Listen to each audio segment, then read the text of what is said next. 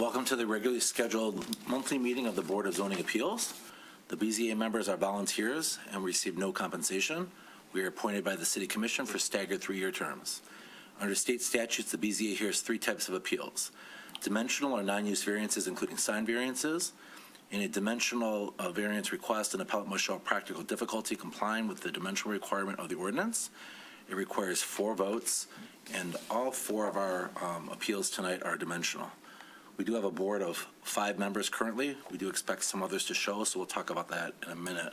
We also review use variances and appeals of interpretation or rulings of building officials or other boards regarding a provision of the zoning ordinance. Neither of those apply at this meeting. Our procedure is all comments are to be addressed to myself, the chair. Please wait to be recognized. City staff will first make a presentation regarding the appeal and take questions from the board. The appellant is then invited to present their case. Only one person may speak on behalf of a case unless there's an exception that I would provide for an architect or an engineer as needed. Members of the public are then invited to come forward, identify themselves, and provide their comments to the board. The hearing is then closed. Motions from the board are entertained and acted upon. In all cases, this is not a popularity contest. Granting or denying a variance is based substantially on the appellant meeting their burden of proof. If anyone is attending tonight by either a Zoom or by phone, you can use the raised hand feature on Zoom, and you'll be recognized and unmuted. You can say where you're calling from or Zooming from, and then provide your feedback. If you are dialing in by phone, you can hit *9 on your phone, and that will show us that you're raising your hand to speak. You'll then be brought into the meeting, and you can also tell us where you're calling from and provide feedback on any particular case. Can we please call the roll of the board members? Eric Morganroth. Here. Jason Canvasser. Here. Kevin Hart. Richard Lilly. John Miller. Here. Ron Reddy. Here. Pierre Yellow. Carl Kona. Here. Donald Rogers. So as I said, so far we have 5 board members. It does take 4 members to receive a variance. So I will call your name and then I'll ask you, would you like to postpone to the next meeting for an opportunity to have more board members, thus a greater chance of having 4 positive votes, or would you like to continue? I do believe others are coming, so we can kind of roll with that.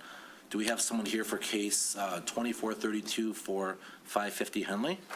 Yes. Thank you. Do we have someone here for 2501 for 1511 East Maple? Yes. Thank you. Do we have someone here for 2502 1845 Humphrey? Thank you. And do we have someone here for 2503 appeal number 468 Willits? Very good. So we have a full, all the appellants are here. Mr. Johnson, do we have any additional correspondences for the board? We had one that was placed in front of all the members For Humphrey? regarding, I believe, Humphrey, and that was also provided to the appellant. Very good. And did you have some announcements you wanted to? Yeah, just real briefly, I'd like to introduce Assistant Building Official Andrew Erickson. He's attending the meeting tonight. Is not presenting any cases, but he's getting prepared to present some cases in the future. Very good. Welcome. Thank you. Board members, before you, you have the minutes from the last regularly scheduled meeting. Do we have any feedbacks, amendments, or a motion to approve? I'll move to approve. There's no corrections. Second. We have a motion to approve, and it's seconded. All in favor? Aye. All opposed? Minutes are passed. Hey, Mr. Chair, can I interrupt you for 1 second? Please. Mr. Lilly, it will be absent. He is actually out of town. Okay. So this is 5, and we are expecting maybe Mr. Hart to come in. Correct. He might be running a little behind that he said he's running behind. A no done. Running behind and not sure if he would be, I'm not sure if he knew what time he would be here. And what about our other alternate? He wasn't Out of available? town. Out of town. Okay. All right, so I'll call for the first appeal. You will have an opportunity if you'd like to tell us you would like to wait till the next meeting. I know that seems silly since you have already postponed once, but we do only have 4, we have 5 volunteers here out of the 7 we typically have, so That's up to you. I'm sorry, I delayed my vacation a week to stay here, so I could be here at this meeting specifically because the city took a new view at Right. the variances, right? So I'm kind of at a loss here. I think I'm at a real disadvantage with my 5 members. I think I've got a really strong case, but I really don't know what to do here. And next March, I'm going to be in Minnesota. In the next meeting, I'll be in Minnesota again. So I really can't put this off any further. It's up to you. You need 4 out of 5 versus 4 out of 7. Can I drop back a spot and let Mr. Hart show up and get at least? If That's all. Mr. Hurst is moving forward and would like to go next. Sure. All right, come on up. You're the next contestant. We'll do his with Jeff. Oh, I'm sorry, yeah. I guess be prepared to come on up, so he's correct.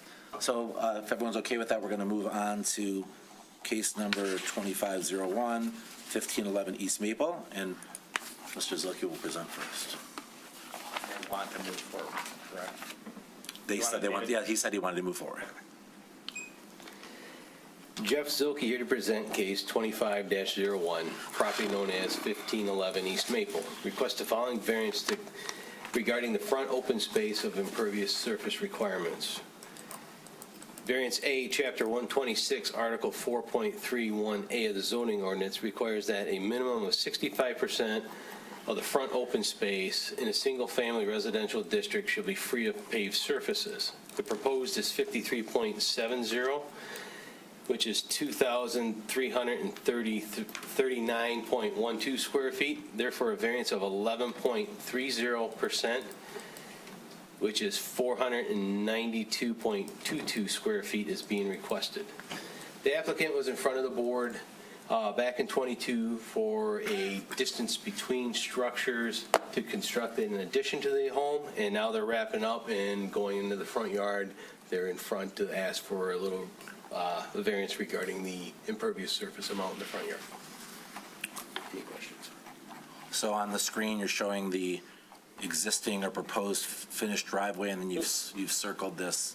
This is what's proposed so here's what's existing, and then here's what is out there now. Can you do that one more final time? product. Show that one more time. What's that?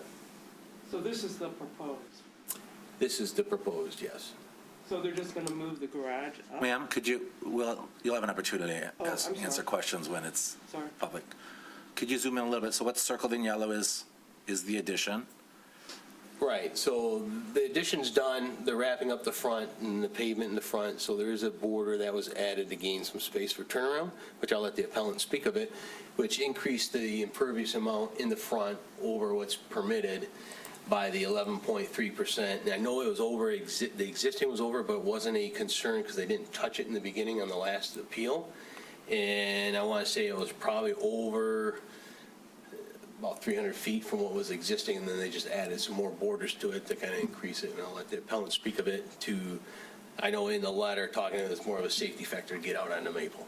So are you saying that some portion of this rectangle was existing and they've only added a border decoratively, so they Yeah. trimmed around it? Here's, Right. let me zoom in on this That's picture. the- So here's what's there existing, Okay, or previously, okay. and here's what's out there currently. Did they remove anything to create that brick paver border, or is that all just addition?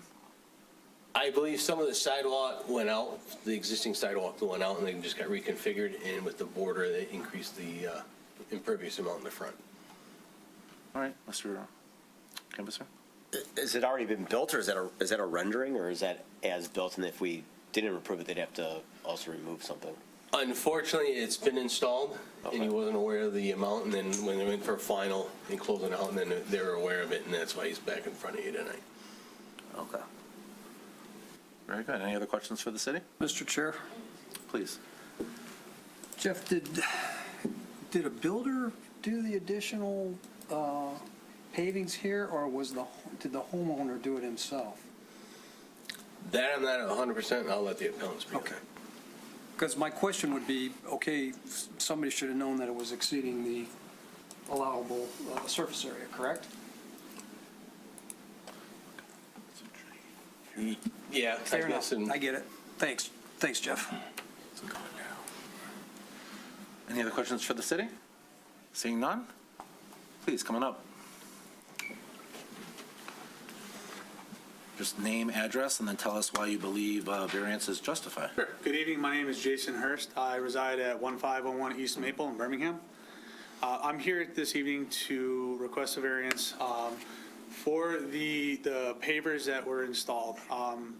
To answer your question directly, we had a contractor install the pavers. I asked, to make sure. We were told it was okay. Pavers are quote unquote permeable. I now know that's not the case. We felt that the pavers were a necessity for us. One for pulling in and out of the driveway on Maple. If any of you have gone down there during midday, traffic is there. No one does a speed limit. Everyone speeds. It's not a safe exit when you're backing out.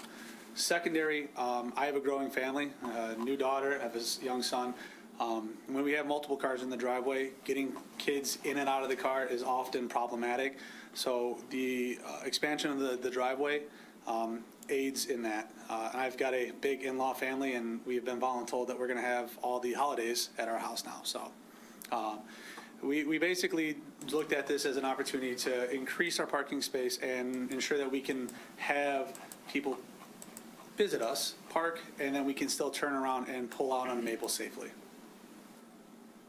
So can you describe the kind of conversion from what was there? I mean, I see you had existing concrete. Yep. That concrete looked like it was in good condition, and it could achieve what I think you're trying to achieve, which is back into that spot so you can go forward. And it looks like what was there might accommodate two cars. And then I see there's a planting bed with a giant tree with some paver stones around it, decorative. So that's all been taken out. Is that correct? So the pine that was there originally died. Okay. I think off topic, but there's a beetle apparently that kills those things. Okay. So I had it moved at the beginning of the project. If you look just to the rear of the vehicle that's parked there, you'll see the semicircle. I'm looking above at the hand. I'm looking at the before picture. So you're saying, okay, This would be the after picture that I'm discussing. okay, I see it. That little pie shape, there is a matching one on the other side of the vehicle. The concrete was damaged with a roll-off dumpster during construction. Either it was replaced the entire driveway. There's another portion of the existing concrete that was damaged. We decided the pavers were it looked better than, concrete. At that time, it was more cost efficient to do just the borders on the outside as opposed to replace the entire drive. All right, so let me ask the question again. Yes. So the concrete portion, except for the part that was damaged with this ellipse, this decorative ellipse that you used to make it look prettier because the corner cracked, is the bare concrete the approximate square footage of the previous, and is this 2 or 3 feet border around all new paving? Correct. So really, the concrete there is the one that was always there, would accommodate the same amount of parking, and all you've done is add, I'm not saying all you've done, but what you have added is all the pavers that line it. Correct. And Jeff, do you know if it's just the pavers that line it that encompass the overage, or is it also the walkway from the concrete to the main walk that add to that overage? Do we know? You know what I'm saying? I think the concrete was like right close to it, because I don't remember it standing out that it was an issue. I know with the pavers, and it's a little bit wider than 3 foot, so it's not necessarily a 3-foot walkway. And that's where it's all encased into the additional square footage to it. I think it was very close, but with adding the steps to the front, being out forward of it, being a little bit wider, that's where the square footage got added up into it. Right, and I'm sure other people have questions. I guess I would say to you, when I look at this image, and it's very pretty, I see that your car is actually only parked on the concrete, meaning that everything else is somewhat decorative. I will agree. It is decorative, but it is also functional. So that concrete pad is big enough for 2 cars to park, but exiting is the problem. So if you could picture the door swing of that vehicle right there, I'm going to be stepping out onto the stone, or onto the pavers. And when I have my arms full of bags and kids and things like that, stepping into wet grass, mud is a safety concern. Okay. Very good. Mr. Camisar? Yeah, I just want to make sure I understand. With the addition of the pavers, did they add almost 500 square feet of additional impervious structure or paving? Because the variance is for 492.22 square feet, right? Yeah, I think the existing asphalt or concrete was close to it. It might have been a tad bit over, so it was about 300 additional that kind of put it up over the top of it. I don't know the exact square footage of it. I mean, I understand the issues here. I'm just wondering if there's areas that could be removed and still accomplish the same goals. For example, that little, I guess I'll ask the applicant. I mean, if you removed where the hand was, or if you removed the other side of the driveway part of that, or, I mean, is there areas that could be removed and you still have the functionality and decrease the ask here of the square footage? Well, yes. I mean, there would be, but at quite a bit of cost. Currently, being at winter, if we were to remove the pavers, I would have to pay a contractor to come back out, survey, come back out, as well as the possibly posting a bond. I don't want to buy sod to put down just for it to die over winter. So there is a significant cost hardship, given that we just did all the work on the house. A little tight for cash these days. I mean, I appreciate that, and not to sound like I'm giving you legal advice. I would think I would think the contractor would have some responsibility here, and you'd have some recourse there as well. But I agree. I guess that's neither here nor there. That's not for us to consider. I totally agree. This has been quite a undertaking. This last portion of the build kind of took me for a loop. We passed all our final inspections before the holidays. We were told that we needed an as-is survey, and then that's when this situation arose. So it's been quite a whirlwind. So let's just have a discussion for a second. So if we continue forward and the board says that the piece closest to the road, which is lining both sides, which is very pretty, and people do it all the time when they have an acre lot and don't have lot coverage issues, really has zero function because it doesn't even line up with the driveway itself. So it's purely decorative. And then some of the areas where you're saying, I wish I could open my door, step out, put my groceries down, my grandkids down, and not touch the grass, may or may not be a legitimate request. But if we keep moving forward and they say we deny that you have, that you can exceed this amount, then you're going to have to rip everything out, the 398. And I'm just talking out loud, if you want to postpone, also considering there are only 5 board members, to propose a different layout, propose what you would be removing, and request a smaller variance that actually represents need and not what your landscaper put down arbitrarily, you may have a chance of getting that. So you can keep moving forward and you can hear other questions, but once we vote, if we say no, you have to remove the entire 300 or 492 square feet, as well as you have to get 4 out of 5 of us when we do vote. That's understood. That is a very tough situation to be in. I've been displaced out of my house for almost a year and a half. I'm at my wit's end. And let me just also say, if we decide that you do have to rip out some portion of it, the answer could be, we'll state in the variance that you can wait until the season allows for it. There would not be a demand that it's done tomorrow. It has to be weather appropriate. But it's just, there's a lot of extra, and remember, we have to look at what we've given neighbors additional parking to get out of the street when the street is a busy street. But we've given them what we believe is necessary. If we just say that whatever your landscaper laid out is fine, then every other person that asked for more, they would say, but look at what we did for Jason. We have to look at this on a global basis. Understood. So let me hear what the other board members have as questions, and then before we move forward, you're going to have to decide if you want to keep moving forward or if you'd like to postpone and propose a lesser variance. Mr. Reddy. I think I'm just going to summarize your remarks, Mr. Chairman. I would like to see some mitigation here. And I agree that I don't know that, well, let me ask the city directly. Would it be possible just to wait until the weather's correct for this before any type of enforcement action would take place? I think the appellant is trying to resolve this issue in order to move back into their home. I think he mentioned the bond earlier. You know, there'd be a substantial bond that's required to move in with this type of a zoning violation. Okay, so I'm just putting that out there. Now, could this wait? Whatever happens is going to have, you know, to any kind of work is going to have to wait till spring. Can't Right. do that. Right. You know, that's understood. But he currently has the bond if he hasn't moved in, right? So he's waiting for a bond They refund. haven't posted the bond yet. Like I said, we are still displaced. Well, so far you've heard one person say, I want to hear mitigation. So now the question is, are all four of us going to say we don't care about mitigation? That's what you have to ask yourself. Any other questions? Please. It's not a question, it's kind of a temperature of the room here. I'm kind of in the same boat, looking at this as, you know, excessive amounts of brickwork done to go beyond what you need for being able to maneuver your car and be safe in and out of the driveway. I feel for your plight and your situation, but under the, you know, the rules that we're dealt with, we kind of have to look at what is the minimum that we can allow, and right now, this is a lot. Mr. Canvasser? Unless you wanted to respond to that first, but. No, understood.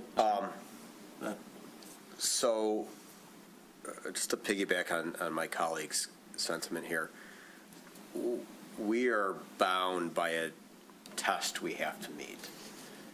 So I'm going to pose a question to you. We have four factors, and I don't think I've heard those four factors here. So if we are going to take this to a vote, we have to determine, and we can only grant a variance if we find that there's special conditions applicable to the property in question, and that the provisions of the zoning ordinance, if strictly applied, would unreasonably prevent you, the property owner, from using the property for a permitted purpose, number one. Number two, that literal enforcement of the chapter of the zoning ordinance will result in an unnecessary hardship. Number three, that the granting of the variance will not be contrary to the spirit and purpose of the zoning ordinance, nor contrary to the public health, safety, and welfare. I think we heard a little bit there in regards to going in and out of the property. But the granting, and the fourth is the granting of the variance will result in substantial justice to the property owner, the owners of the property in the area, and the general public. So with that factor test being outlined, and those are the only factors we can consider, you know, is there anything you want to add for our consideration should you decide to have us just vote tonight? So I will say that the safety of pulling out in and out of the vehicle or out of the driveway is a major concern. Delivery trucks in and out of the vehicle, delivery truck stopping traffic on Maple is, I've seen cars almost get rear-ended because of that. The hardship of the safety is paramount. Because we are in the situation we are financially, it would create a large hardship for me. And I wasn't quite clear on the fourth point that you made.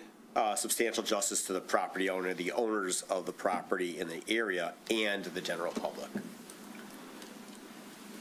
So how will us allowing you to keep that result in justice to you? I think we've heard your view on that. The owners of the property in the area and the general public. Well, I don't want to say aesthetically, it makes the neighborhood a little bit better. But I can't argue that, you know, and the neighbor down the street's going to benefit from the pavers. Realistically, that's not the case. It's aesthetic, but it's also functional for So, us. I mean, just as a reminder, if we vote, once we vote, it goes final. And I understand that there's some justice, but I think, you know, again, I don't want to sound like we're telling you what to do or giving you advice here, but I think you've heard some comments, and I just, you know, maybe you want to consider those. But And I think you're acknowledging that some could be taken out, but it's a hardship for you to do it. It's a timing issue for you to do it. But the hardship that we use is not a financial hardship. I get that there is one. It's not something we can base it on. But as Jason said, it sounds like your contractor said it would be considered permeable. It isn't. Yes. So it sounds like there's a basis for him or her to at least remove what can't be approved. But that's just my opinion. I mean, obviously. Well, and I agree 100% with that statement. The reality of it is trying to get a contractor to come back out and do it at no cost because this was on him. Right. So I'm going to have to fight with him or contract a new contractor to come out and Right. pay money out of my pocket. Right. If I try to go after the original contractor, I'm going to have to get a lawyer. Right. Mr. Miller, you had a question? I had a comment. I think that, the proposal for an additional 500 square feet is completely reasonable. This location along Maple is incredibly dangerous. So there's a real public safety factor here.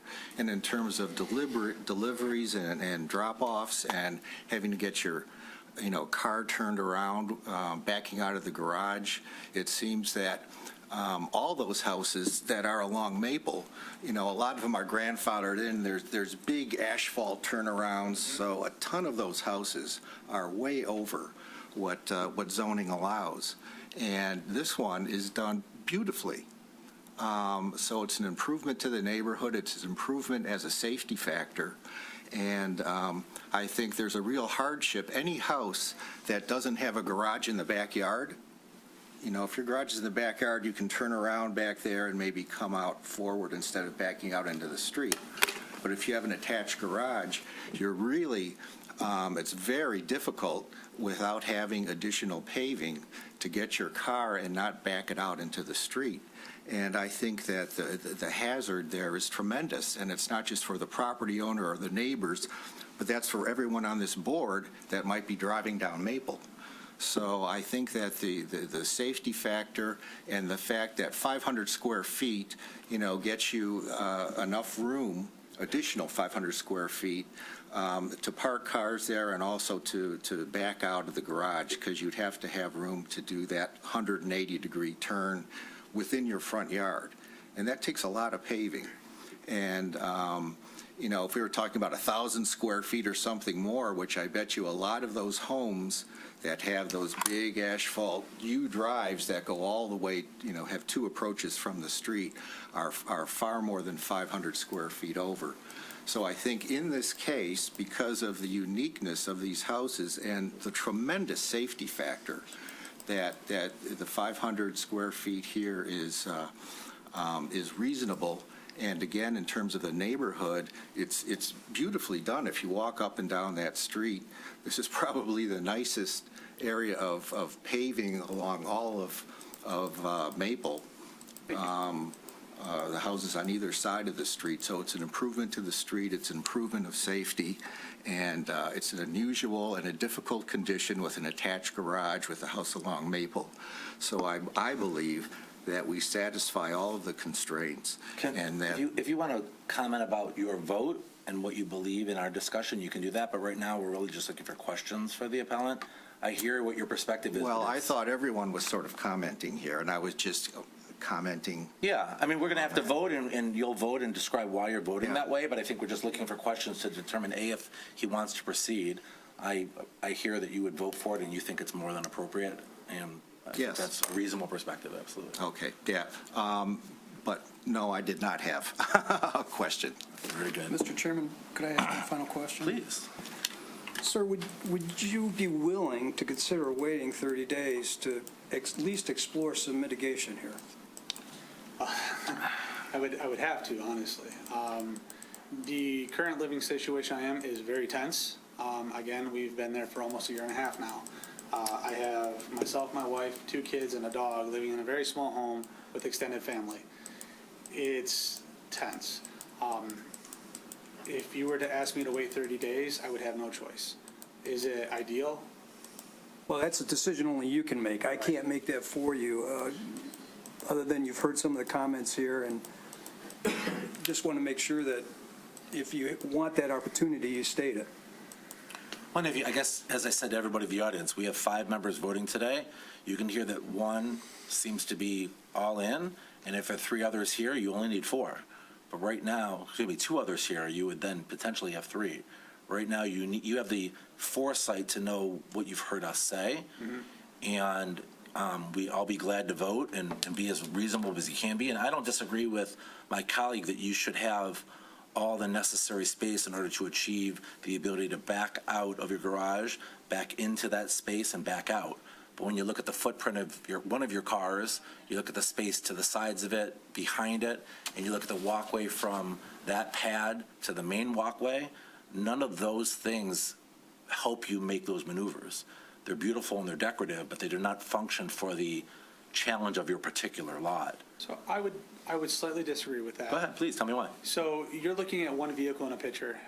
As I mentioned, I have a large in-law family, and they say, now that I have a new house, I'm hosting all the social functions. So it's not just one car that's in a driveway.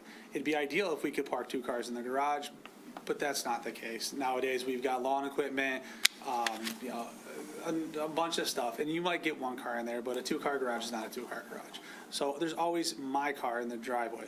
Let's add another 4 or 5 cars there for my in-laws, plus 2 cars with kids. That space will be used quickly. No, I'm sure. I live in Birmingham, and I have a 1-car length driveway that leads to my garage. So if I'm in the driveway, nobody can back out, nobody can back in, and I don't have the ability to go wider. Yep. So, I mean, those are just the conditions of living in Birmingham. You have a unique situation where it's dangerous to back out. So I think, at least from my perspective, I would want to show some leeway and a variance to allow you to get around that. But I can't provide you a driveway that allows 10 cars in it. That's got nothing to do with a variance. That has to do with the property you buy and the amount of property you own. Understood. But I'm just saying, as you hear how we're coming along, do you believe that 4 to 5 of us think that what you're asking for is reasonable? If you think that, then you should say, let's continue forward and vote. If you don't, you should go back and talk to Jeff about what would be reasonable to mitigate, to come back and say, I'm prepared to take out 50 square feet, I'm prepared to take out 400 square feet to try to get where I need to be, and then represent, and you may have 7 board members, and then the odds change. Sure. That's just up to you. I can't make that decision for you. So if I may have Please. a few questions. The mitigation process, how does that process work, right? I work with Jeff. Do I have to contract another surveyor to come back out? That's another. I don't think you'd have. I think you'd go through it and you'd maybe highlight on this site plan the areas that you'd be willing to remove. Jeff would estimate or see it between you and whoever did the plot plan can estimate how much you're removing so we can know the new proposed amount of overage you have.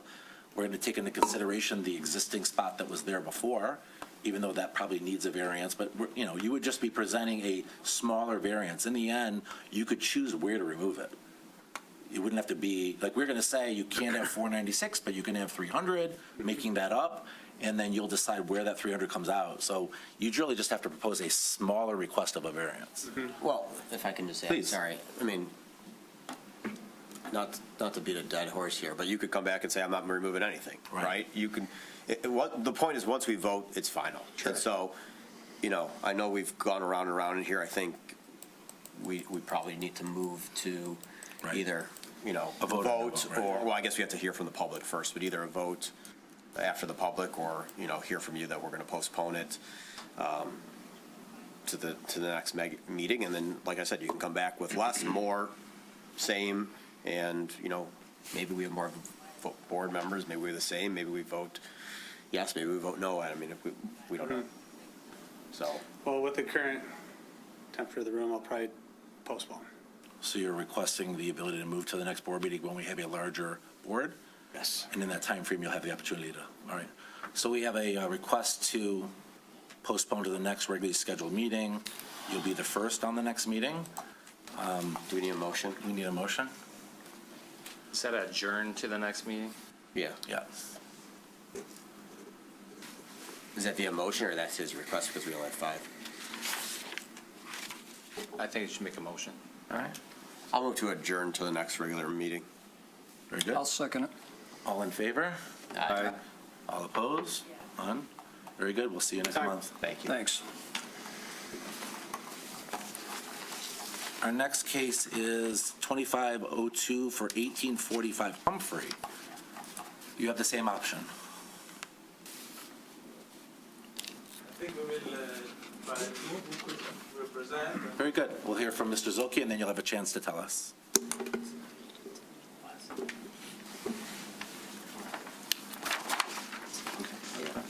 Yeah, I think it's good. Yeah. They've heard from other people. Okay. Go ahead, sir. Ready? Yep. Jeff Zilke here to present case 25-02, property known as 1845 Humphrey, requests the following variance to construct an addition and rebuild the existing non-conforming home. Chapter 126, Article 2, Section 2.08.2 of the zoning ordinance requires that the front yard setbacks is the average of homes within 200 feet in each direction. The required is 27 feet. The existing and proposed is 25.04 feet, therefore a variance of 1.96 feet is being requested. I'm going to add a little bit to this. Let me finish the second variance, and I'm going to go back to variance A for a correction. Variance B, Chapter 126, Article 2, Section 2.08.2 of the zoning ordinance requires that a minimum total combined side yard setbacks are 14 feet or 25% of lot width, whichever is larger. The required is 14 feet. The existing and proposed is 13 feet, therefore a variance of 1 foot is being requested. Let me jump back to variance A. So looking at variance A, talking over a little bit internally, the one house on the corner, we're going to remove that. So that variance, the total amount, the average is 26.06 feet. So really this front yard variance would be only a 1.02 foot variance, not the 1.95 foot variance. I just want to make that correction. Due to the, I guess to kind of explain a little bit more, it is a corner lot. It is a street-facing side yard. The ordinance did change about 1.5 years ago, eliminating its 200 feet of the homes that are front-facing the street. This is actually a street-facing front yard. So I just wanted to make that correction. So the variance is actually 1.02, not the 1.95. If that makes sense. It's almost 50% less, you're saying 1.02? It was 1.96, now it's actually 1.02. Oh, okay, okay, all right. So difference of 0.06. So let me zoom in a little bit and explain a little bit more. So hard to see a little bit. There is actually a projection in the front that's not allowable projection, kind of where you see the average front setback. That's where it's at, the 25.04 foot. And let me zoom out just so there is a, so this house right here, this is the one on the corner. So this house being removed, that's where you come up with the 26.06 total averages front yard setbacks. The existing house, let me go to one other plan, shows a little bit better. This is the existing house.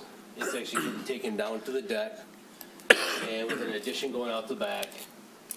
And let me jump back to this front one. Sorry, I'm jumping around a little bit. So the total combined, the existing house is actually at 5.31 foot. And the house is skewed on the lot a little bit. When it goes back, it's at 7.89 for a 13-foot total combined yard setback for the 1 foot variance that they're asking for. Any questions? So on the side yards, it's existing and non-conforming, but they're not adding to the non-conformity.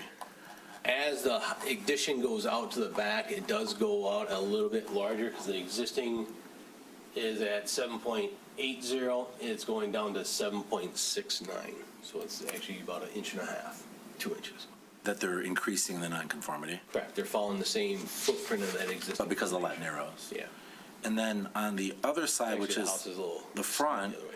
the 2504 is existing, but you're saying that they're doing something to the front that in the remodel, or, because they're going down to the deck, and when they build the new structure, it's going to go a foot more into Let the, me, yeah, do you have an image of something? yeah, let me go to the front.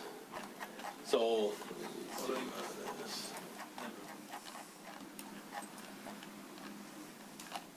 so here's a bay projection that sticks out in front. That's at the 25.04. And that's existing, and it's going up. The existing foundation, the average is 26.06. And the existing foundation is actually back here where the hand's at. So it's actually further back at the, that's where the variance is falling into play. So is it just that protrusion that sticks out, that's the additional, the area? That's the additional with the existing. It's about a 4-inch variance because the foundation wall is sitting at, sorry, I don't have the number right off the top of my head. 26.8. So, Mr. Zuki, what's the city and the building department's perspective on the fact that if they're tearing down this home, and my understanding is something like 75% of its original value, it's considered required to follow the new ordinances and not allowed to be within the previous, setbacks? What's the city's perspective on that? There is some stipulations taking it down. We require engineering of the foundation being able to house, be able to hold the structure going up, and also just checking the drainage, make sure the waterproofing and dam proofing is meeting the current code. So has any of that has the foundation been inspected for the current ordinance or the current building code for drainage, vapor barriers, everything that's typically necessary? Do we know that that's even been done? I'm not 100%, I'll let the appellant speak on that. Very good. Mr. Canvaser? Yeah, I'm a little confused by this one. And I just want to make sure I'm understanding. When we say taking something down to the deck, So it'll be taking the walls down, So and what's- it's just basically the plywood deck, and then they're going to build a new structure because they want to go higher walls. And let me go to the elevation so you kind of.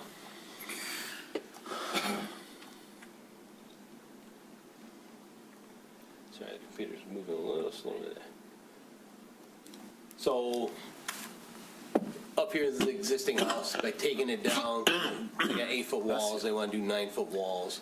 Structurally, and I'll let the appellant speak more of it, structurally, they're going to put new walls up, so a little bit more sound, and basically reconstruct the house with the existing foundation and put the addition to the back, be able to create this house.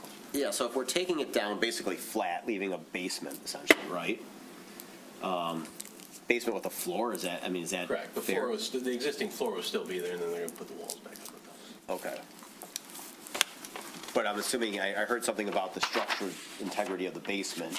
I'm sure there's got to be some structural integrity that goes along with the floor, right, to hold the rest of the new house There's an up? analysis, because it depends on what the foundation walls are made out of. Is it going to hold that second floor structure? And I know the appellant does have a look back here, and I'll let him speak of that. Okay, but I guess, where do we distinguish between this being new construction versus this being an addition to an existing house? I mean, they're taking the whole house down and saying, I'm adding an addition, when really they're constructing a new house on an existing basement that's like, what, 77 years old roughly, if I'm doing my math right?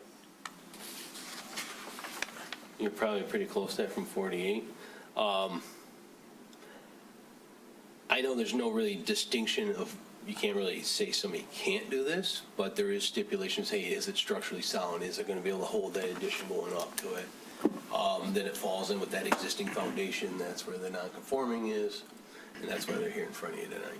I mean, when I hear addition, I usually think like we have a structure, we're adding a room to it, or we're going up a wall or something like that. Yeah, they're going to second floor. I mean, initially it was the second floor, but then taking the walls down, recreating, a new roof line, and so on and so forth, and adding onto the back, and keeping the line of the foundation running out the back is the plan with talking to the applicant and creating a nice streamlined side view. Meets all the other requirements, it's just the setbacks on the side. And then We've had similar situations where property owners have removed the entire house and then rebuilt on top of the existing foundation. It met all the zoning ordinance requirements. We didn't have an issue there. They just decided that they wanted to save the basement. They had it evaluated. It was in good shape, so they removed the whole house and built a new house on top of that. What's unique here is, the existing found basement is non-conforming. So if we approve this and tie it to the plans, is there anything we need to do from a structural integrity, or is that all just taken care of through building and inspections and everything else? We would take care of that. I think the appellant should verify the actual intent of how far this is going to be deconstructed. Are they keeping the first floor? I would imagine that the floor joists are probably undersized to today's standards. The deck, Yeah. right, the deck, I think that should be flushed out here during this meeting, so. But if we're satisfied with that, and we tie it to the plans, there's still building inspections and everything else that go through where Sure. there's safety checks, right? Yes. Okay. Mr. Zucchi, I was also going to ask, so have you outlined anywhere on this document of, if we considered this new construction, where would the house have to sit in that case? In other words, what are the current setbacks, side and rear, that they would have to abide by if this were considered a full demo? How far off are we? It's a different number than what we're approving today, right? So this one's kind of odd. On the left side, it's actually a 5.31. Minimum Right. is 5 foot. Right, so that's fine. It meets the distance between structures, so I mean, to verify that number, and the other side's got to be 9 foot, and it's at 7, just shy of 8 foot, so there's that 1 foot difference of the 14 foot that's totaled. The addition in the back, following the same line, that's what's creating that, extending that 1 foot variance that's required, but with the house being skewed, the number in the back corner on the left, as it goes, it still meets that total combined side yard setback, still falling off. I think it's a little bit less than the 13 foot, or more than the 13 foot, so it still needs a 1 foot variance because the way it sits on the lot, it's kind of, the foundation's crooked. So 1 foot is the worst case for the total combined side yard setback. If it was all new, it would have to be 9 foot on the one side, and just to confirm that the total distance between was met, which I know it meets. So what I'm hearing you say is that if it were new and they're going down to the deck, the house would have to be at least 1.2 feet more narrow, so the 7.8 would be 9. Notwithstanding the No, 'cause skew of the lot. It meets the setbacks, because it's at 5.31. Oh, the other side. The minimum's 5, so it's kind of shifted one way, so that's where the 1 foot, so if it was, you got to balance out and make it the 14 feet, so. Oh, she's saying the 5.31, the 7.8, so they would still need almost a foot of narrowing to be able to build this house. And then from the front, they'd need about the same foot. So it's not a huge difference between tearing it out and what they need, be able to build. They might have to build the house a foot more narrow, potentially, or get a variance. Correct. And because the lot is narrowing, that may be, that may impact the reason. The house is lot's skewed. kinda Okay, skewed. very good. Other questions for Mr. Miller? Yeah, in general, again, if this was new construction, it'd be 5 feet on one side, 9 on the other. Here, I guess the concern is that, we go down to 7.69, and that's the driveway. And it also shows a fence being on the lot line. Is there a concern from the city that you almost can't quite get a car with the mirrors out between the fence and the back of that addition that's proposed? Because the garage is in the back of the lot. Correct. And the driveway is on that side of the house, which would, again, by typical zoning, that would be the 9 foot side. Correct. And they're down to 7.69. Is there a concern from the city about that? I mean, even to get, if you had an emergency vehicle to get back there or just driving your car, it seems like it's that diminishing side gets really, becomes a real concern. I would say, and Jeff, I don't mean to Nope. speak up here, 7 foot, 6, 9, or whatever that is, it is concerning, it is narrow, it is the 9 foot side. And I say that because there's a provision in the ordinance somewhere where if you have steps, say they had a side entry door, and you had to have a couple steps there, it can't reduce that width to less than 7 feet. But that still allows room for mirrors, up above. So I think the ordinance attempts to address that, but it doesn't give a minimum width for a driveway. I think it's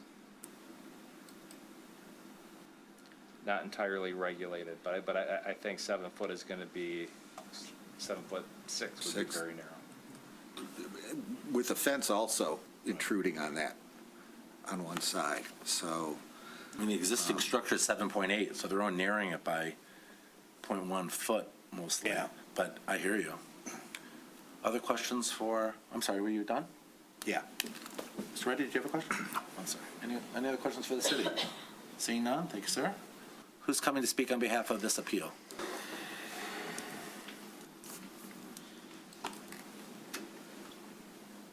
Good evening. Joe Novitsky, 3856 12 Mile Berkeley. I'm the architect representing the ownership. I usually would ask the ownership to present tonight, but this is so technically mired, I think I might be able to address the questions much more carefully. Perfect. Could you also give us your address, your business address? Three. Oh, you did? I'm sorry. Yeah, yes, I did. I phased out of it. Sorry, go ahead. Sorry. Please continue. So I'm here to answer any questions, but I'd first like to say, we're trying our very best to do things that are sustainable and the right thing to do ecologically and financially. To take down a basement and all the utilities that are currently there, and I want to assure you, I'm not only registered as an architect, running my practice for 32 years, I'm registered with the engineers. I do a lot of structural engineering. I do a lot of mathematics in my practice. It's part of my criteria. It's part of my practice. I do that regularly. I worked the first 6 years for a structural engineer because the architects wouldn't pay me enough. And I know how to use a calculator. And I was a builder, so I had the technical expertise to certify that this basement, it's not only all the problems we've had, it's never been wet. The asphalt tile that's on the floor, it's still there. There's no bubbling of the concrete walls, of the CMU walls. It's sound. This is a good foundation. The floor is not undersized by any stretch. In fact, you would be lucky to have the quality of lumber that's in this floor. It was my assessment to say, why take that down? The only reason we're taking the building down to start with is because the market is asking for 9-foot ceilings. And we can't put a pony wall on top of the existing wall and be structurally determinate. It just wants to hinge and collapse. There's no way that I can do that and safely say that we're doing the right thing. Other times, when we've had to apply for these kinds of variances, we've sistered studs to each other, leave the original studs there and go up. It reduces the area of the thermal envelope by that, and it's very fussy and it's not a good build. There's no reason to try and keep those extra studs just to make some argument. We get a better environment, we get a better home, we get a better thermal product, and it's, for all intents and purposes, as we know, everything that we touch has to be brought up to code. So it's, for all intent and purpose, a new home. All we're doing is preventing this foundation from going into a landfill. And if we're watching the sustainable practices, concrete's one of the worst things you can put in the ground. All it does is take up space. It never goes away. It's very labor and environmentally expensive to produce concrete. Save what you got. Fix what you, if it's usable, keep it. And that's the whole reason we're here. The current building, as every other building on that street, from what I can tell, is currently non-conforming relative to the ordinance as it's written and interpreted now. We're not an extraordinary issue. We're the average. I'm really happy that we have come up to the notion that only the houses on the front of the street are now considered in that setback. So thank you for that, because it was driving me crazy. The one on the corner addresses, we're going to a garage that's confronting the other street. It didn't even have any rationale to be inclusive. So thank you for that. That's a big concession in fire, so I can tell you. And the bump out that's on that building is in the living room. It's a cantilever. It can be cut off. The next question is, can we cut a foot off the building? And we can do both of those things. We're here because the building's non-conforming, and we have to ask permission to not make a bastardized or ugly building. Straight lines and continuing the existing fabric of the building is all we're asking for. Sure, we can whack a foot off the back of it and put a bump in the wall, and maybe even architecturally do it. It doesn't make sense to, in my opinion, make bastardized architecture to make everybody comfortable and check some boxes. We're here to ask permission to use the existing fabric of the building. We're not extending any nonconformities. By the way, the lot lines actually exceed, they expand as they go back, not recede. And we're on a radius. So 70 years ago, when they set it up, we didn't have GPS. We had bubbles and transits. And there was a hole in the mud, and the building's slightly twisted. But if we're honest about it, we take a look at exactly the entire string of those dimensions along the street, we're not 2 inches different than any of the others. It's a very conforming street. We're not 2 inches different from any building outside that one in the corner, the aberration on the corner that we now concede that doesn't belong. The second thing I want to bring up is we're doing everything we can to mitigate that variance. We're taking the brick that's off on both sides, on all sides of the building. The brick has a 4 to 5 inch dimension. Almost a foot of that building is conceding. We're giving that back to the open space. So that foot that we're asking for is ostensibly, in real terms, down to a 2 inch variance. Because of we're taking the brick off the building and putting a thin siding on. So we are mitigating and doing everything we possibly can to use what we have, be consistent with the neighborhood, and doing the right thing ecologically for our clients and the world. So I'm here to answer, I can answer any other questions you have here, but that's about all I can support there. So I guess, when I'm thinking about substantial justice and I'm thinking about the intent of the ordinance, and somebody comes in and says, I have a ranch, I have a bungalow, and I really want to add a second floor because my family is expanding, and I choose to request to build along with the existing walls, create this second floor. I know that those existing walls and the additions on the second floor are going to add to the nonconformity, but not add more nonconformity. Right. And is that okay? And very often we approve that because you're not adding to the nonconformity, you're doing substantial justice to the homeowner and the neighbor because they're able to stay in their home, beautify their home. In this case, you're going down to the deck, so you aren't really needing, anyone else that was demoing their home would be required, and you're not demoing, but anyone that would demo their home would be required to go within the existing ordinance, and we wouldn't give them a variance because the answer is you have a blank sheet of paper, build to the lot, you're an architect, you're an engineer, you know that. Right. So answer me this, why when you're taking it down to the deck, and yes, I get the practical and maybe slight cost advantage of not having to demo the deck and retap and all those things, how is it substantial justice to the neighbors if they have to follow the current ordinance, but you maintaining the foundation and the bond and the deck allows you to build a non-conforming home? See, I have a completely different image of that statement. I believe this building was always allowed to be there until we rewrote the ordinance and interpreted it with a new set of eyes. I don't disagree, but we're only empowered with the ordinance. I understand that. Right. You're asking me a question and Yeah, I'm responding. that's fair. This building is built on a radius, it's slightly twisted, and it's been there for 70 years successfully. There's no complaints. There's one letter in the file about collecting our stormwater. We're putting a rain garden in the backyard instead of aggressively dumping our water legally into an oversaturated system that can't take anymore. We're doing everything we possibly can. We hired a really quality architect, a landscape architect, to give us a beautiful rain garden to protect the neighborhood. We're trying to help contain and preserve the integrity of the neighborhood here, and we're mitigating as much as we can. Like I said, we're down to 2 inches if we take the brick off of the foot that's required. 2 inches. And on the front, if we're honest about it, that cantilever was once, and now only 8 feet is allowed. That's not a reasonable dimension for a living room. We're taking the same cantilever that was built there in Birmingham 70-some years ago and just allowing it to be there. That extra foot and a half makes all the difference in the world between a quality room and an undersized room. Can we whack it off of there? Sure we can. But everybody else on the street already has that, and we're not asking for anything more.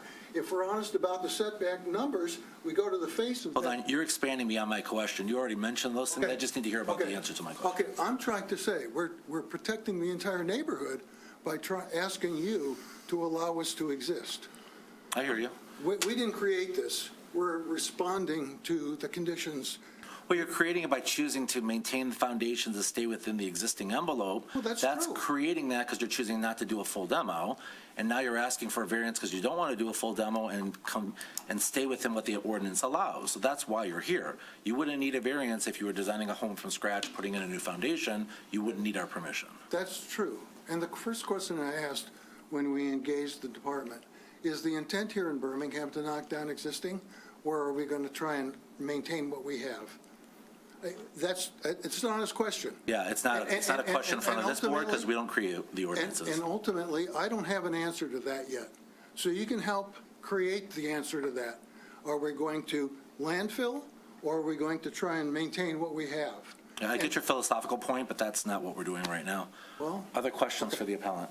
Mr. Miller? Yeah, there's a garage in the back. Is that a two-car garage? yes, it's a new garage. Yeah, I can't imagine how you're going to get cars in that garage. If you look at the If site you- plan. I have am you looking at scrolled the to that? site plan, excuse me. Yes? I'm looking at the site plan, and with your proposed addition, I believe it's just about impossible to get on the west side of the garage, to get a car in there, and almost impossible to get a car around that corner on the, on the east side, and into that garage. You only have 20 feet between the garage and the addition, and it just seems like it's, I don't know how that could work. It seems like your addition is really exasperating the nonconformity there and causing that garage to be non-functional. The backups, the pavers are meant, and they do percolate, by the way, but the pavers are designed so that you could back up and come out straight without having to back down that driveway. That's how that patio in the back is designed, so that we wouldn't have to try to navigate backing down that driveway. But driving in, it meets all the radiuses that we use and the templates that we use to navigate vehicles. Well, again, did you look at perhaps for the addition, pulling that in a little bit to give more room for the maneuverability of the cars and that very tight 7.69 dimension between the property line and the corner of the house? I wouldn't object to moving that garage back further if that was, Not the garage, the house addition. that's a decision that we made together. I'm representing an ownership, it's not my home. The idea was to maintain the existing integrity of the straight lines that are present in the neighborhood, and that's why we're here. If you push the garage further back. If you push the garage further back. We're not- No, we're not talking about that, but we could. Guys, we can't do this in the audience back row. There's just one person representing the case. Thank you. Any other questions, Mr. Bell? Mr. Reddy? I mean, Me? yeah, Mr. Canvasser. Yeah. I'm seeing Mr. Reddy. That's all right. I'll forgive you. That you do not want. I just want to confirm, this is an investment property that's going to be marketed as a new construction, correct? Investment property, correct? You're not residing in this property, No. correct? No. Okay. Anyone question? That's all I wanted to know. Just to clarify, you talked about this, I think, briefly. If you left the structure untouched, the existing home, and you wanted to increase the height, one of the alternatives was to sister a wall on top of that, which isn't very structurally sound, or sister joist to the existing joist to elevate the ceiling height higher. So I guess my question is not only to you, but maybe even to the city, if doing that, does that keep the existing structure and create it as an addition now? If you keep the existing structure and just sister the joist and extend the joist up higher to create. The existing structure, what do you mean? The existing home that's there on the foundation now, not take it down, but just sister the existing joist, extend it up so you have your 9 or 10-foot The ceilings. studs, I think. Yeah, the stud walls, sister all the studs to extend it up. All the exterior walls are staying, and then they're just building up on top of that? You know, Sistering them, not because, yeah. It could be considered an addition. So then it would be considered addition, we would, I guess, that at that point, are we just talking about a existing non-conforming extension upward? So he could get to that end result by doing that, but from what I understand, you're saying It's that. playing games. We're building a better home in Birmingham for ownership, for sale, forever. It's a better home to put new studs in. But yes, we could do that. But so the clarification is, if you leave the walls and he does that, you have a less, I guess, thermal home build than you would if you started fresh, but you'd be able to comply with the addition. I mean, I hear what you're asking. We aren't saying that we are or aren't going to approve this variance request because it's demoing beyond 75%. I'm saying that is a variance, would I approve a variance for an existing non-conforming when the home is being substantially demoed and the ability to build within the ordinance is feasible? That's a part of my consideration. If I knew the walls were staying and they were just trying to rehab the face and make it taller, I would see it differently, but it's not a determination of whether we hear it one way or the other. They're presenting demo to deck. We're asking, why couldn't you do the other? He's saying I could, but I choose to do this because it's playing games to just use a different perspective to try to get an approval that I believe, from his perspective, I deserve anyway. So it's just perspective, but we're hearing it from what he wants to do. We're asking why he doesn't do it the other way, and he's explaining why he doesn't. Right, and that's what I wanted to clarify, was that he could do it. We could do it. Okay. And he could technically, you could really go back and remove the two small pieces that are preventing you from getting this build, which is the box out and chopping off a foot, and you wouldn't need our permission to build this home. That's correct. So if you don't get the variance, that's really your worst-case scenario. That's correct. It makes too small a room in our front room, our major room, and it. You're referring to the bastardizes 14-foot dimension versus a 12-foot Right, dimension. it bastardizes the shape of the home. Yeah, you got a really great kitchen size for this size home, but again, those are subjective. Yeah, subjective. That's right. We're trying to make a quality home here. I get it. Yeah. Just one more clarification for Jeff. So the variance that's being requested, the just over a foot, that is including the existing brick, or it's? Yeah, so the variance A in the front is the bump out that has siding on the bump out, which that's where the front yard setback is the 1.02 foot. Okay. And then the sides? The sides are with the brick, and that includes the brick because it's going down to the foundation. Even though you're taking the brick off, you still got the brick ledge that's sticking into that. So Okay. Thank you. So you're considering the new materials in the variance request. taking the brick off Has an is impact because of bringing the it footprint. in, yes. But it's going from the existing foundation wall, the outside wall. Because That's they're not where doing you got a new that wall, 8 they have a inches. brick ledge, and even though they're not putting any brick on the brick ledge, they've got a brick ledge. And will you physically see it from the grade? It's going to be at the grade. And that's a very interesting point. The brick ledge is below grade. We have a substantial amount of photographs in reality. But we have to maintain that dimension because of the way the ordinance is written. Right. I think it's ridiculous to Right. assume that an invisible wall of brick now counts. So we're mitigating that in conversation and reality. But the numbers still say that we have to include it because of the way the ordinance is written. Ordinances don't always make a lot of sense, and this is one And of them. that's why you're here, because Yeah, that's you're here to exactly- provide a potential variance to an ordinance. That's exactly where we're here. And we're down to 2 inches if we take the brick off. Right. If we don't consider the brick ledge, which the city does. That's correct. Right. Any other questions for the appellant? Seeing none, thank you, sir, for your presentation. Thank you. Oh, He wants no. to speak? No. I'm sorry. In the audience or on the phone or by Zoom, anyone not specifically affiliated with this appeal, have any general comment? Give me a second. I have a particular comment about this particular appeal. So in the audience, on Zoom, which I don't see anybody, or by phone, seeing nobody, throw out your question. It doesn't mean I'll answer it. Go ahead. And Jason, I think his name, he asked if we would said the house is a new construction earlier.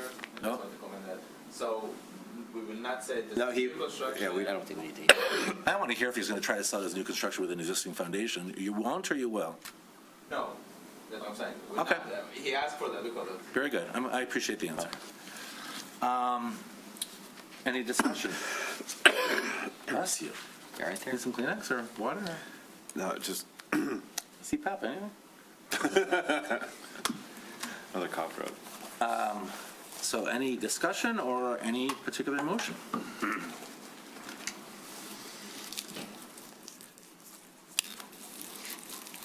Sir? Mr. Chairman, I'd like to make a motion with regards to Appeal 25-02, the property known as 1845 Humphrey. I would move to deny both variance request A and B.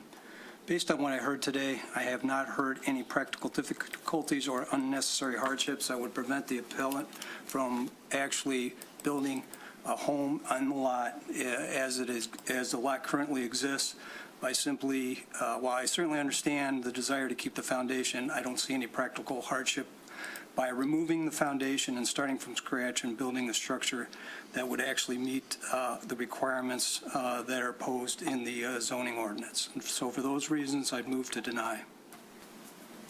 So we have a motion to deny. A few of our 4 points were identified. Do we have any discussion, and does anyone want to add some more? And do we have a second? Yeah, I would second, and I do believe that the proposal here is really exasperating a non-conforming bad situation, and that's why I would move to support. Mr. Campbell, Yeah, I'm also going to support this one. I think, we have a four-factor test that we have to strictly comply, and I don't believe that those factors were met here. Specifically, number one, because of the special conditions applicable to the property in question. I think we heard the contrary, that, a new house could be built here in compliance with the code. We heard that features could be removed, like the bump out, that would not require a variance, so I don't believe that factor has been met. Literal enforcement of the chapter resulted in unnecessary hardship.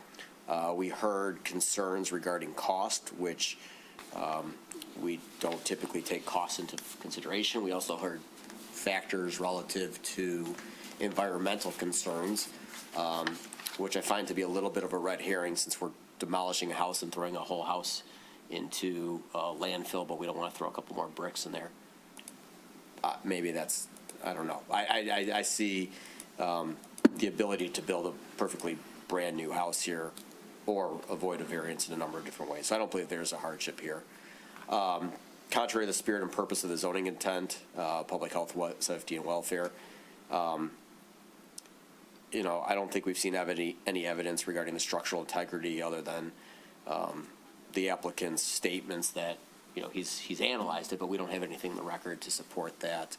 And not only that, I'm not sure that the public would be, well, strike that. I think this variance is really a way to skirt the necessity of building a fully conforming, modern, compliant house.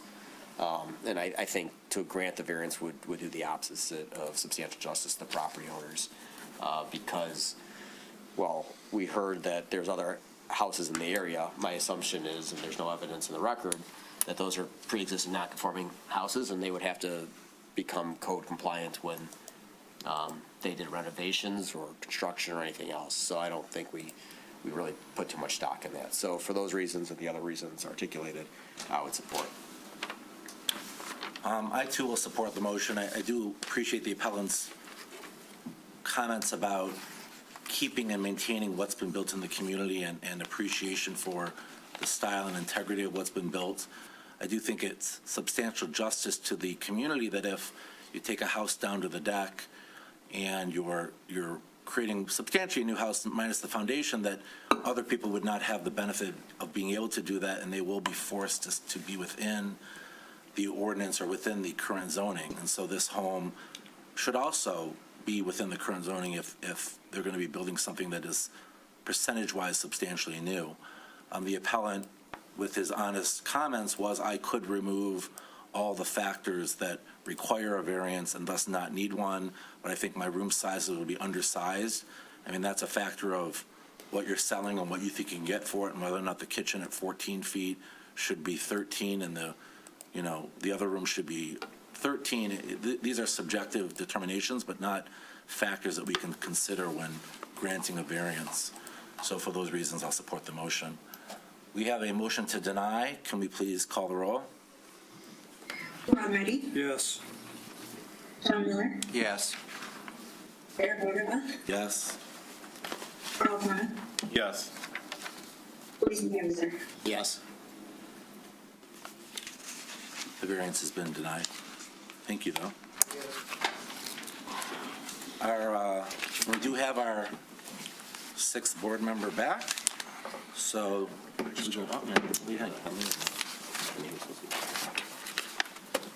Mr. Hart. Let's bring back our first case back, which is case 2432 for 550 Henley. You're prepared to move forward with our current variance? They don't have choice.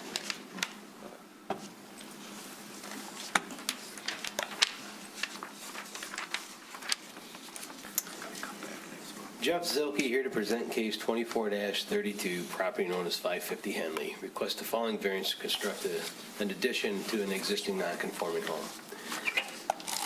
Variance A, Chapter 126, Article 2, Section 2.06.2 of the zoning ordinance requires that the front yard setback is the average of homes 200 feet in each direction. The required is 34.60 feet. The existing and the proposed is 24.5 feet. Therefore, a variance of 10.10 foot is being requested.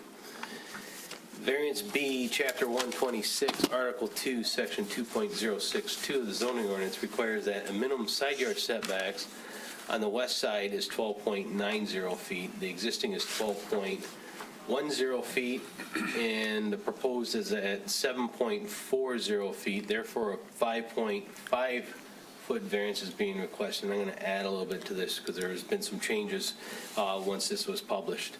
The applicant was in front of the board last month. It was adjourned for some more clarifications on city staff and come to the conclusion. Let me explain a little bit. Let me go back to variance B. So variance B, actually, they're only going to ask for a 2-foot side yard variance due to some, and I'll let the appellant speak of it. They made some modifications to the plans and heard what was said last month. But let me zoom in on this to kind of clarify. So in the ordinance, an odd-shaped lot, the ordinance says on an odd-shaped lot, you got to take the front setback and go to the back where the minimum backyard. I'm going to probably lean on Bruce a little bit for a little bit of clarification. So the backyard has to have a footprint of 10 foot from one lot line to the next. So that is what you kind of see back in this corner as we were finding out how they looked at this lot and for the setbacks back in the thing. So from this point, then you go a 30-foot rear yard setback. So this is the 10-foot line in this back corner, 30-foot rear yard setback, and becomes here's the rear yard setback the way this house was looked back in when it was constructed back in '59. And we did find that there was a patio that was an addition. There was also a kitchen addition that was stuck in this back corner, and now it kind of all fall into play as we did a little bit more homework on this. So going a little further, so then the setback, side yard setback is the total 25% between the two. This portion of the existing house plus the corner over here, which is actually 13.3, meets that setback, but as it goes back, and the ordinance says with an odd-shaped lot, this is where I'm going to kind of get. So the side yard setbacks aren't always parallel being an odd-shaped lot. So that's where this kind of makes the side yard, and then the side yard falls along the back portion. So in this back portion, let me zoom in a little bit. This portion right here is actually at 10.1, not the 7.4, so therefore it's looking for the 2-foot variance of being to the point at the 12.9, or the 2.8 foot variance, sorry, and not the 5 foot variance. Then there's another little portion that is sticking out in there, but the worst case scenario is at the 10.1, looking for the 2.8 foot variance that they're back in front of you tonight asking for. Hopefully I said that all correctly, and if you got any questions. So I'm trying to visualize this because it's flipped, right? Like the blueprint is flipped on the lot. Am I wrong? What corner, do you know off the top of your head, the corner that's green, is that the corner of is that the water closet in the Master bath? Yes, let me go to the, It's a tub, I think. I think it's a water Let me closet. do one thing, let me try something. Yeah, want to do a little flippity flip or something? So you are correct, it is facing the other direction, so if this was spun around 180, so this would be the corner that is in question, and it's following that lot line. Oh, so so I see a shower in my picture, right? Is that the old one? There's a shower It's here, and a then shower. there's the tub in this portion. The shower is the original one. Oh, I have the original one, yeah. Yeah, so let me go, so initially, to take one step back, they made some concessions, I know, due some personal concerns, and they made some concessions in the meantime before they came back, and that's where, this was the original one that was in front of you last month, and by looking at the rear yard differently, so this point would have been at the 7.4 foot, and then through some considerations, that's where they came up with So they lost their water closet and they moved everything around and now they only need 2 feet on that side. And it's not 2 feet more of a nonconformity, it's just 2 feet outside the building envelope, Correct, in the side yard. right, into the side yard. Very good. And then also in variance A, it's still the existing non-conforming of the front. By expanding it, they're keeping it to be existing and not expanding any further what they're requesting. Very good. Gentlemen, questions for Mr. Zlutky? Seems like a no. Very good. Your turn.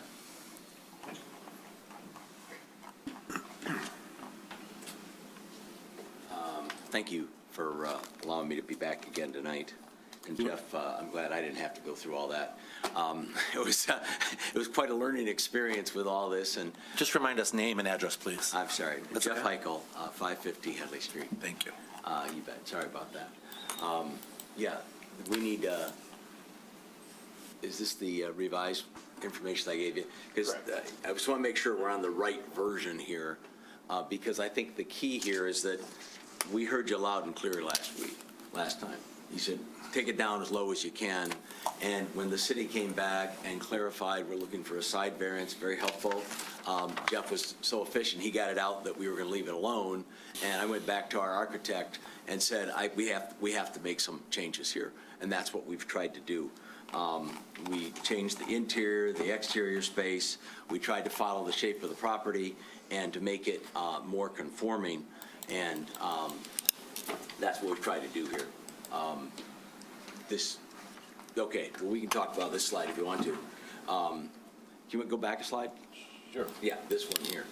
Yeah, this just shows that on the side setback, once we started to look at that, we're at 37 feet combined, and it needs 37.8 because the entire width of the property is 151.1 feet, and 25% of that is the 37.8. So right now, we're non-conforming where it stands today, and that non-conforming has that 12.1 that we pivoted off of here in terms of making a new request, which is leaving the front the same and using the 10.1 after we made the adjustments. So it was 7 feet, now we reduced that by 3 feet to go to 10.1. So the variance amount is 2.8, but it's 2 feet over and above what's existing today, just for clarity, just so I make sure that that point gets out there, okay? Now go on to the next slide, John, please. Thank you.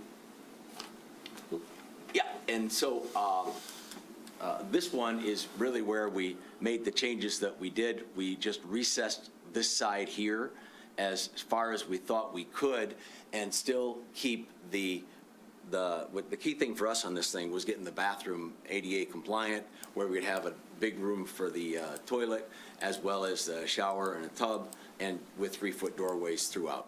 And so that's what we were able to accomplish here by shrinking it up. And so I just wanted to highlight that that corner right there is 12.1, that corner is compliant, that corner is compliant with 12.1. I know that's not in line with the exact number, but it's in line with what's existing, just for the clarity. And so the only piece here, I think there's 5 square feet when the engineering firm ran this for me, and I'm not that good at geometry anymore, but that's what they felt they had in here was 5 square feet. with using this 10.1 piece right here against the side lot. So, go on the next slide. And this, you brought this point up earlier, how we reconfigured the bathroom so that we could get everything in there that we needed it, and we had to stretch things around a little bit, and we took a foot away from the living room, from the bedroom, master bedroom. We took a foot away from the closet in order to put more square footage into the bathroom where our biggest concern was. So again, those were comments we heard last week, or last month, excuse me. All right, Jeff, thanks. Yeah, you know, I'll admit, I thought of this before. I don't like the roof line that ends up with this kind of change with the two recesses like it is. But I really didn't feel like we were going to get to a successful conclusion on our variance request if I left it alone. So we went back and came up with something that we found to be acceptable on our end, that in terms of the exterior look. And so that's where we're at today. Again, just to refresh your memory, there's no basement being put in. This is a crawl space, no second story. This is just to add in the first floor master suite and a laundry for aging in place. Safety. Good. Last chart. And the other comment that was made, or the other question that came up last time was about substantial justice. And I think we had a good discussion about that last time, about what would happen if we did a compliant rebuild here and how that would adversely affect both the homeowner, whether it's me or my successor, and any surrounding neighbors by reducing home values. And I think the one thing that I'm sure we can all agree on is that this is 550 Henley is a unique piece of property. There's a confluence of factors happening here with this side lot, rear lot, et cetera, on this property. So we're hoping that with the changes that we've made, that we can get this approved and we can get on with construction. My wife and I both sincerely appreciate your consideration. I welcome your comments. I'm here to listen and respond as necessary. So it looks like between the reevaluation of the setbacks and now you're in the side yard and you're not really non-conforming on that side, that's made a huge change, and then you've made some nice changes to the plan in order to try to mitigate, not to the point where you don't need a variance, because you would need a variance in the front regardless, but you've reduced the bathroom and taken some things out that probably you wanted in order to try to meet a reasonable compromise, so I appreciate that.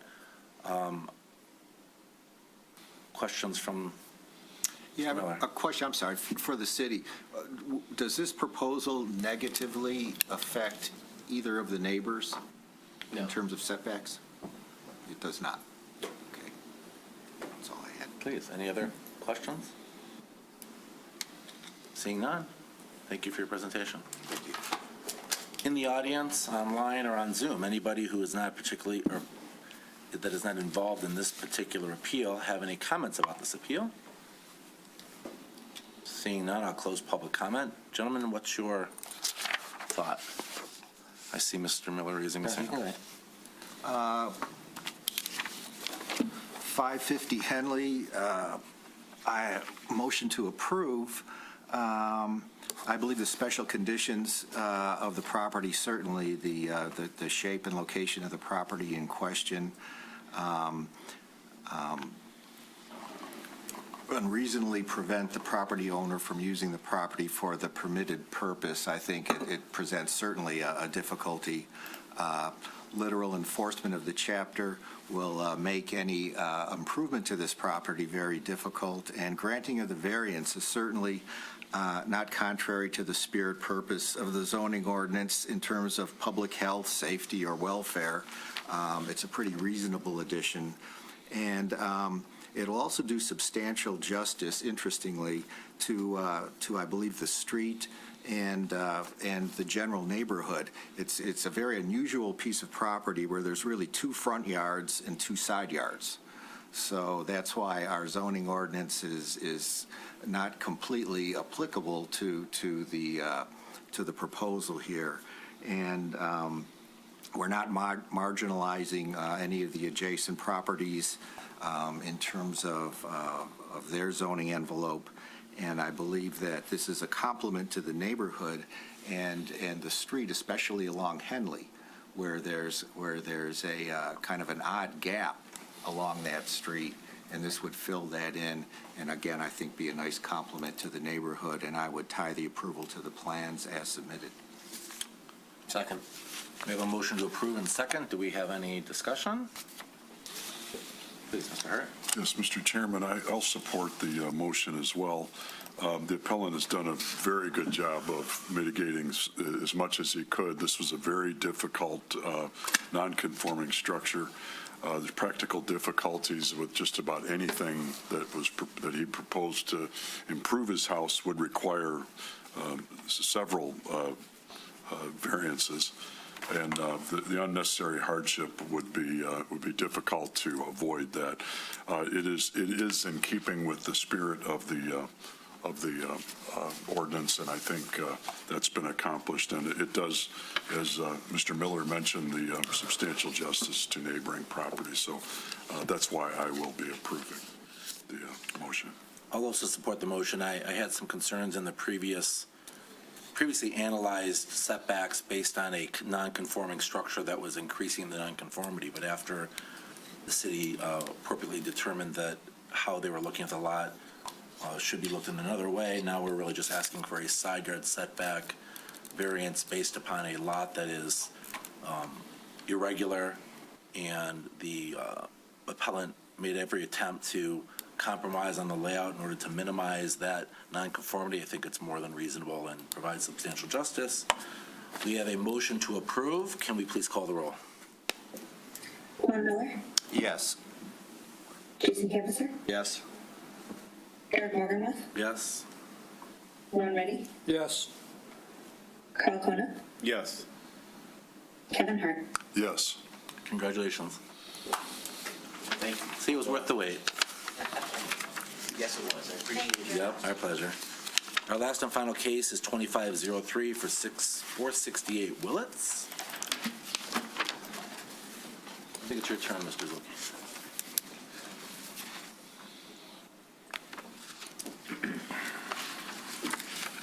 Want to move forward?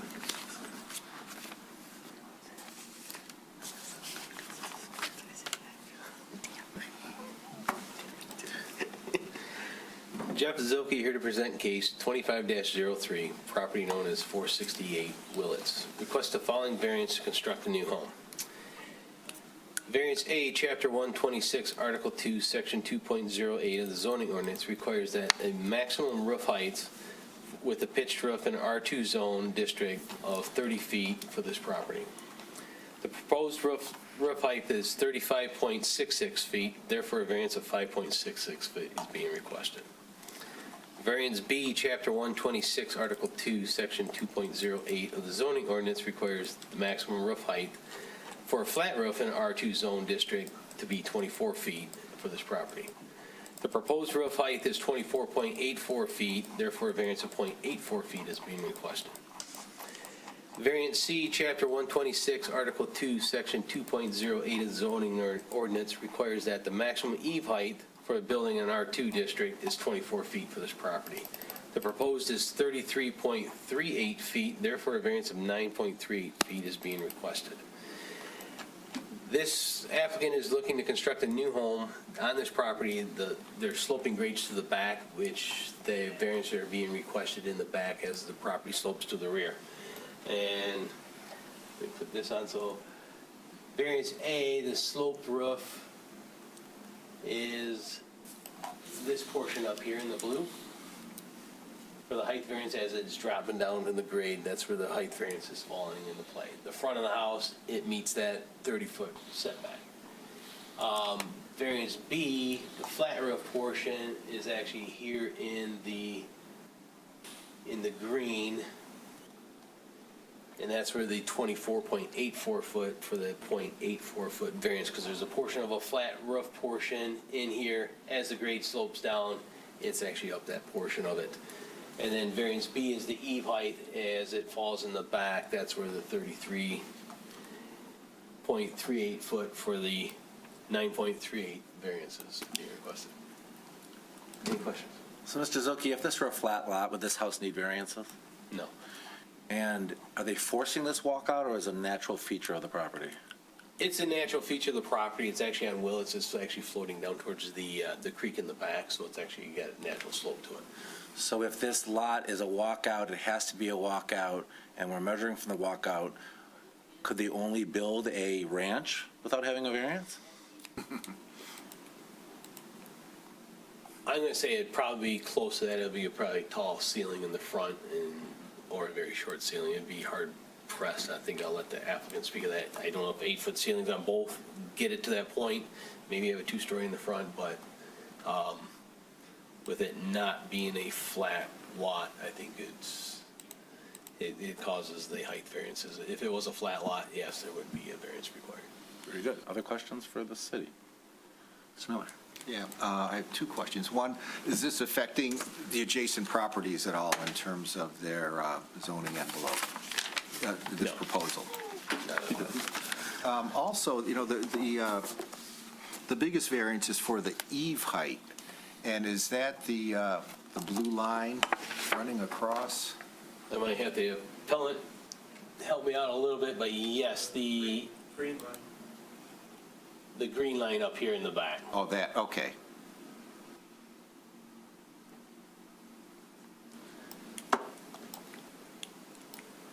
And that occurs just at the back of the house? The worst of it is at the At the back of the back. house as it's going up towards, get flattened out towards the front, then it kind of minimizes it. Okay, all right, thank you. Welcome. Another question. So if they wanted to put a retaining wall on the back of the property and raise the grade to eliminate the walkout and fill it in, would the city let them do that? That would get put in front of engineering, because then you're filling the grade, and I know the creek is within 500 feet, then you're probably getting, But the answer is no, right?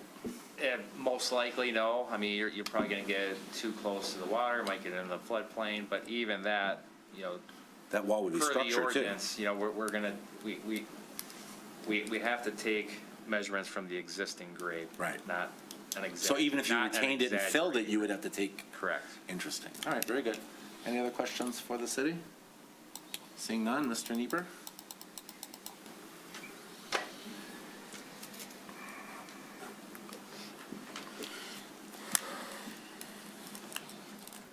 Good evening.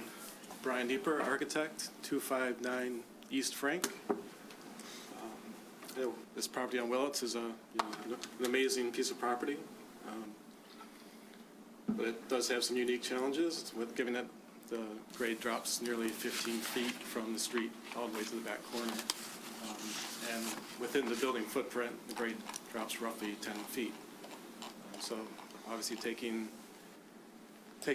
those height measurements from that low grade causes the need for me to ask for a variance today for the midpoint building height, the eave height, and the flat roof heights. My design intent was to create a design that had more of a lower profile roof, so that from the street front, we would definitely meet all the height requirements if it were a flat lot. So our design is more of a kind of a international style, modern design with very low low roofs, just to minimize the impact. Given that we're here for a variance, we try to mitigate some of the height. Come to you with the lowest ask that we think we could do for a normal two-story style home on this particular site. Happy to answer any questions. Any questions for Mr. Nieper? Mr. Chairman? Mr. Reddy? Sir, with regards to the side elevation, can you show me where the variance really starts? It wasn't quite clear looking at the plan. I get the fact that it's good from the front, but where, as you move back to the house, does the variance really start to take hold? It's really that northwest corner. See on the left side elevation there, really the most severe portion is just that back corner. So almost 3/4 of the house would actually meet the height requirements? That's the worst spot, and then it's really that whole side can't meet the ordinance because of the falling grade. Maybe the front corner, maybe the first 12 feet or so would be in compliance, and then after that, once the grade hits a certain depth, it's no longer going to meet the ordinance. Okay. So for the first 12 feet of the house, as it would be viewed from the street, you're within the ordinance. And then as the slope sharply drops off towards the back, that's where you run into trouble. Is that a fair assessment? Roughly. Okay, thank you. Any other questions for Mr. Nieper? Mr. Hart? Thank you, Mr. Chairman. Mr. Nieper, the sloped portion of the roof, what is the pitch of the roof on there? Is it like a 512 or 412? What is? I believe we went to I can't remember if it's a 312 or a 412. So it's- I think maybe a 4. It looks like 412. Yeah, 412. It's pretty shallow. Very and low profile. I mean, it looks like you've made a big effort to keep the height down and reasonable. And anything less than that, we'd probably have to go with metal or something more. More underlayment or Yes. something, special condition for sure. Okay, thank you. Any other questions? Seeing none? Thank you, sir. Thanks. Anybody in the audience or by Zoom? There are two people in the audience that would like to comment on this particular appeal. Seeing none, we'll close public comment. Board members.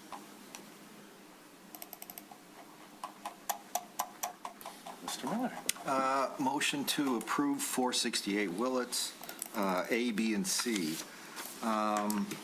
Because of the special conditions applicable to the property, and those conditions are a 11-foot fall from the front to the back of the property, plus about a 5-foot slope difference from the east to the west, and that makes this incredibly unique, this piece of property. The provisions of the zoning ordinance, if strictly applied, will unreasonably prevent a property owner from using the property for its permitted use. Also, literal enforcement of the chapter will result in really a huge hardship here, and granting the variance will certainly not be contrary to the spirit or purpose of the ordinance and not affect public health, safety, welfare, or either of the neighbors on either side. Their zoning envelope won't be affected. And finally, granting the variance will result in substantial justice to the property owner and the general neighborhood. And I would tie the plans, or tie the approval to the plans as submitted. We have a motion to approve. We have a second from Mr. Reddy. Any discussion? So, please. I'll just second what Mr. Miller had mentioned. The comment made earlier that the house is conforming if it was on a flat lot, and it doesn't because of the conditions of this property, clearly to me shows the significance that because of the property, this house should be approved. Very good. I'll also support the motion.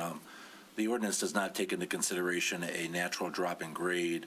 The portion of the first floor, or really the walkout level or the daylight level, is really underground basement. But because the grade is dropping and exposing itself, and because it's in a position where it leads to water or whatever's behind this property, it could never be built within the ordinance unless it was a low sloping ranch without a variance. So until our ordinance has taken into consideration a different calculation based on the grade change, especially a dramatic grade change, variances will need to be discussed for any lot like this. We have a motion to approve for 468 Willets. Can we please call the roll? John Miller, Yes. Ron Ready, Yes. Carl Kona, Yes. Kevin Hart, Yes. Jason Canvaser, Yes. Aaron Morgan. Congratulations, you have your variance. Thanks for joining our meeting. Thank you.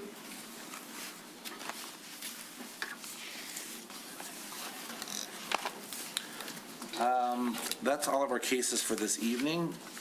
Do we have any other business to discuss? We do not. And is there anybody in the audience or online that has something they'd like to discuss with our board that does not cover the variances we spoke about today? Seeing none, I'll close public comment. We have a motion to adjourn. Moved. Second? Second from Mr. Kona. All in favor? Aye. We are adjourned.